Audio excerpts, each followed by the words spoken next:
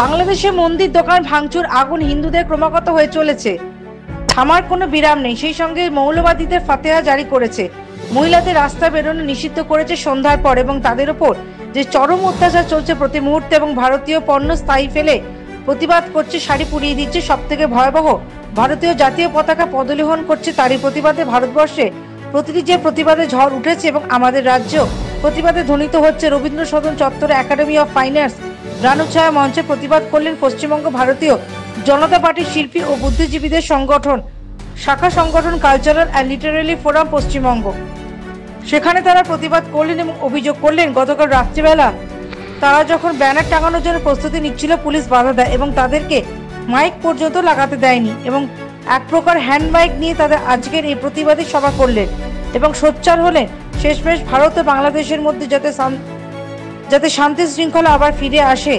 সাদা পায়রা উড়িয়ে সৌন্দর্যের বার্তা দিলেন।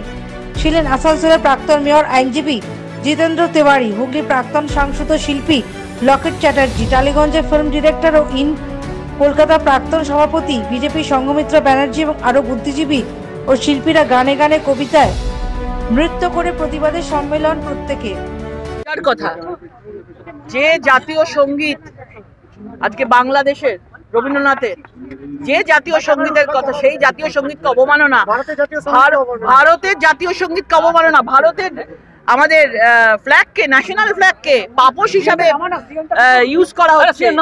এটা আর কি করে থাপ্পড় তারা মারবে? তাতেও কি গালে চটটা লাগছে না? তাতেও কি মনে হচ্ছে না আমাদের মুখে গালি দিয়েছে?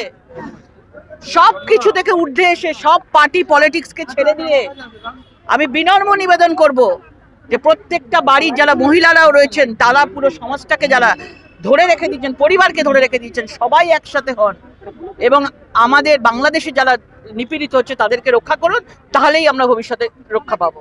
মানে এটাই তো বলার যে বাংলাদেশকে কড়া হাতে শাসন করা উচিত, যারা এই ধরনের কাজ করছে কড়া হাতে করা উচিত এবং তার জন্য সবাইকে এক হতে হবে। প্রত্যেকটা পার্টি, ভারতবর্ষে কোনো পার্টির কথা যদি কেউ ভাবে, 26-এর ভোটের কথা কেউ ভাবে, কেউ 27-এর ভোটের কথা ভাবে, সেটা ভাবলে হবে না। সবাইকে একসাথে হতে হবে, কারণ যে কোনো পার্টির মধ্যেই কিন্তু আজকে হিন্দুরা রয়েছে। Bureau report, United India news.